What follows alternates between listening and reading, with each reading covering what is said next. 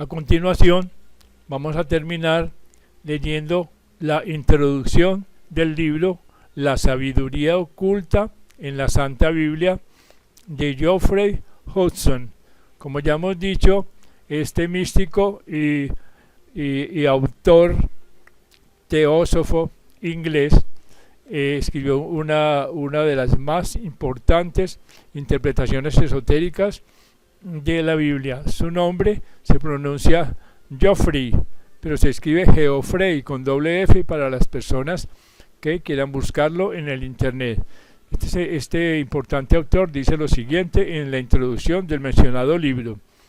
Dice: un gran número de escritores, tanto antiguos como modernos, han afirmado que la sabiduría espiritual y una filosofía práctica de la vida siempre ha estado disponibles para la humanidad y que por profundamente ocultas que estén, se encuentran en las escrituras de las grandes religiones universales. El hombre, declaran, simplemente tiene que quitar los velos que ocultan la alegoría, la parábola y el símbolo para descubrir un conocimiento que puede otorgar serenidad de mente y corazón y conducir a la iluminación espiritual, excluyendo las supersticiones primitivas y los folclores populares. Se dice que las escrituras y las mitologías de los pueblos antiguos pueden concebirse de manera similar. Sin embargo, existen al menos dos puntos de vista respecto a su origen. Según uno de ellos, los mitos universales se desarrollaron gradualmente como explicaciones de los fenómenos naturales. Las razas primitivas, que poseían poco o ningún conocimiento científico, personificaban las fuerzas de la naturaleza y dramatizaban sus interacciones. Estas leyendas pueden concebirse como mitos populares, a diferencia de aquellos basados en fundamentos históricos o presumiblemente históricos. El segundo punto de vista es que muchas de estas historias antiguas recibieron un profundo significado cosmogónico, religioso, psicológico y moral, gracias a poetas, videntes y profetas que aparecieron más tarde. Esquilo, por ejemplo, utilizó mitos y leyendas griegos para muchos de sus escritos, al igual que Sófocles y Eurípides, entre otros. De esta manera, muchas leyendas arcaicas se preservaron y revitalizaron, imbuyéndolas de significados religiosos y filosóficos. También se dice que los iniciados de diversas escuelas ocultistas y de las religiones de misterios de civilizaciones más antiguas remodelaron deliberadamente las historias escritas para convertirlas en vehículos para transmitir a las razas del futuro sus conocimientos de cosmogonía, de involución y evolución cíclica y de la verdadera naturaleza y destino del hombre. Los científicos modernos también han encontrado que los mitos antiguos, símbolos apropiados para los procesos mentales sutiles que estudian y tratan de dilucidar. Freud, por ejemplo, utilizó la expresión complejo de Edipo y el término talón de Aquiles. Se utiliza a veces para indicar vulnerabilidad. Y Jung, a su vez, encontró arquetipos simbólicos de respuestas humanas en historias antiguas. En muchos sentidos, pues, las religiones y filosofías de los antiguos resultan útiles para el estudiante moderno, mientras que quienes poseen conocimiento del lenguaje sagrado, del censar, del lenguaje cifrado y las claves para su interpretación, reconocen ideas que son comunes a las religiones universales, ya sean exotéricas o esotéricas. El uso universal de símbolos con los que representan estas ideas las hace fácilmente accesibles, porque se sabe que el significado de los símbolos utilizados es constante, al igual que las doctrinas que revelan. Así que, a pesar del reconocimiento de antiguas supersticiones y prácticas mágicas, así como de las personificaciones y dramatizaciones instintivas de los fenómenos naturales por parte de los pueblos primitivos, las escrituras y las mitologías universales pueden considerarse legítimamente como ricas minas de sabiduría eterna, Por lo tanto, ocasionalmente a lo largo de esta obra se presentan paralelos entre declaraciones bíblicas y las mismas ideas que aparecen en diferentes formas en otros escritos sagrados. El valor de este enfoque de la escritura universal se hace evidente cuando las claves de interpretación se aplican a la Biblia. Sin embargo, su éxito se ve obstaculizado por al menos tres prácticas predominantes. La primera es confundir los velos con las verdades que ocultan y revelan al mismo tiempo. El segundo es exigir la aceptación como hecho de mucho de lo que es puramente alegórico y de hecho en muchos casos increíble. El tercero es la insistencia por parte de algunas denominaciones cristianas en la creencia incuestionable de que los dogmas basados en la literatura literal de ciertos pasajes de la Biblia como esenciales para la salvación del hombre aquí y en el futuro. Desafortunadamente, esta práctica va más allá con pronunciamientos ex cátedra de que no afirmar la creencia implícita en dogmas declarados puede conducir a la excomunión e incluso a la condenación eterna. Estas tendencias observables en el cristianismo ortodoxo pueden considerarse especialmente dañinas en el periodo actual de la historia mundial, porque a causa de ellos la atención de los cristianos se retira de las verdades externas.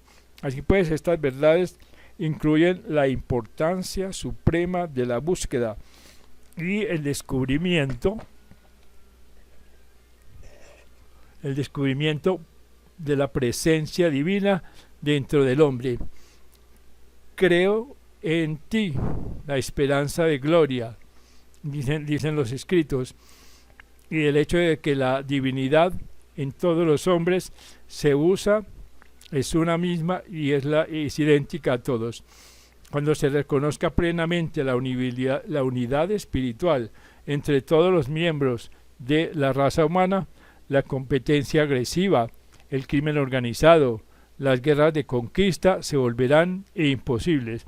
La condición de la humanidad actual, espiritualmente oscurecida, amenazada por la guerra y dividida por la competencia, bien puede ser la trágica consecuencia de la imposición mantenida durante mucho tiempo por los líderes espirituales de la fe cristiana, sin duda por razones nobles y pensando en el bienestar espiritual del pueblo, de dogmas basados en la lectura literal de las alegorías bíblicas. Cuando se aceptan y se aplican a la vida, estos dogmas inevitablemente afectan las relaciones internacionales, nacionales y personales. Quizá sean en parte responsables de la condición dividida de la cristiandad, incluso de la humanidad misma. Entonces se pregunta el señor Hudson, ¿cómo pueden levantarse los velos de la alegoría y el símbolo y revelarse la sabiduría oculta? Esta obra, entre muchas otras sobre el tema en la literatura antigua y moderna, ofrece respuestas generales y detalladas a preguntas tremendamente vitales. En resumen, quienes busquen descubrir la sabiduría detrás de las alegorías interpretadas deberán hacer algo como esto. Primero, determinarse a descubrir verdades esenciales. Segundo, murmurar mentalmente un llamado a la luz interior como el único motivo de volverse servidor, cada uno cada vez más eficiente de la humanidad. Tercero, limpiar la mente de la tendencia a considerar la lectura literal como la única verdadera y eclesiásticamente permisible. Y cuarto, practicar la meditación para desarrollar la percepción intuitiva necesaria para descubrir las sucesivas capas de revelaciones ocultas bajo las alegorías de las escrituras de todas las religiones de la humanidad, los mitos antiguos y algunas leyendas tradicionales. Además, se deben estudiar los escritos de notables exponentes de la lengua sagrada. Y por último, aprender las claves principales y el método de interpretación, y practicar hasta dominar la ciencia de su aplicación para dilucidar el mundo de las escrituras y la mitología. Como se indica en el prefacio del autor, uno siempre debe tener cuidado de no enfatizar demasiado un posible significado simbólico, ni de leer en la relación más de lo que es inherente a ella, o presumiblemente estaba presente en la mente de los autores. La tarea, pues, de develar fue realizada en nuestra época con gran percepción y erudición por la señora Elena Blavatsky, cofundadora de la Sociedad Teosófica. Sus libros, acertadamente titulados Isis develada y la doctrina secreta, ofrecen las claves tradicionales y muchas interpretaciones de las alegorías universales, por ejemplo la clave cosmológica y la clave antropológica, la clave numerológica, la clave mística, etc. George Gaskell hizo también una magnífica contribución en este sentido al tema de la preparación del diccionario de lo sagrado. Las obras de Fabre de River y el lenguaje de todas las escrituras y mitos, lengua hebrea restaurada, etc. y el Dios desconocido presentan las claves cabalísticas y las aplican al libro del Génesis. Expresamos aquí nuestra gratitud por estas y otras obras canónicas que han sido seleccionadas y utilizadas para esta obra.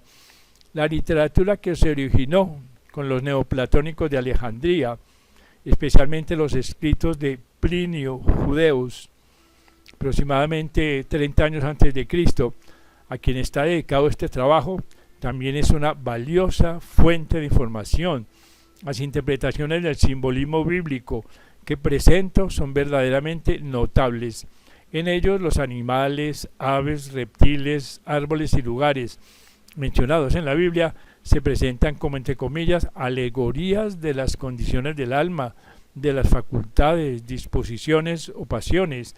Las plantas útiles son alegorías de las virtudes, las nocivas son afectaciones de los no sabios, y así sucesivamente a través del reino mineral, por el cielo, la tierra y las estrellas, por fuentes y ríos, campos y casas, por los metales, las sustancias, las armas, los vestidos, los adornos, los muebles, el cuerpo y sus partes, los sexos y nuestra condición externa, son pues símbolos que deben estudiarse cuando se presentan en las escrituras. Como se dijo anteriormente, los discípulos de Amonio Saca fueron llamados analogistas por su práctica de interpretar las Sagradas Escrituras y las mitologías mediante un principio de analogía y correspondencia, utilizando también en el sistema cabalista y en la filosofía esotérica de los orientales. Cuando se estudia de esta manera, uno se da cuenta de que muchos libros del Antiguo y Nuevo Testamento contienen conocimientos ocultos de gran valor para la humanidad, además de su contenido de enseñanzas metafísicas profundamente importantes. La Biblia también indica la existencia de un camino de evolución acelerado y los medios de los cuales se pueden obtener poderes especiales para el servicio de la humanidad. Sin embargo, estos poderes pueden ser abusados, causando daño a sus poseedores y a sus víctimas. Las enseñanzas más metafísicas de la Biblia están, por lo tanto, como se indicó anteriormente, escritas en un lenguaje alegórico, que vela y al mismo tiempo revela el conocimiento que confiere poder. El Señor Cristo se refirió a este camino de evolución acelerada como, entre comillas, el camino angosto, por el que se entra por la puerta angosta, entre comillas. Isaías escribió sobre el camino de la santidad. De manera similar, el hinduismo enseña sobre el camino del filo de la navaja y el budismo sobre el noble óctuple camino. Este es el camino del discipulado y de la iniciación que conduce en un tiempo relativamente corto a la salvación. Y termina el señor Hodgson diciendo lo siguiente: a medida que los autores de la Biblia presentan la esencia, los procedimientos y los obstáculos en el camino estrecho, así como los poderes alcanzados por quienes lo recorren, se incluyen interpretaciones de alegorías bíblicas desde el punto de vista del camino del desarrollo acelerado en este trabajo. La primera parte contiene una introducción al lenguaje simbólico, algunas claves de interpretación y algunos ejemplos de su aplicación a varios pasajes de las Escrituras. Más adelante se ofrecen interpretaciones del libro del Génesis y algunos de los otros libros de la Biblia. Este pues es parte de la interpretación que da el ya mencionado señor y autor y místico inglés Geoffrey Hodgson en su famoso libro La sabiduría oculta de la Santa Biblia.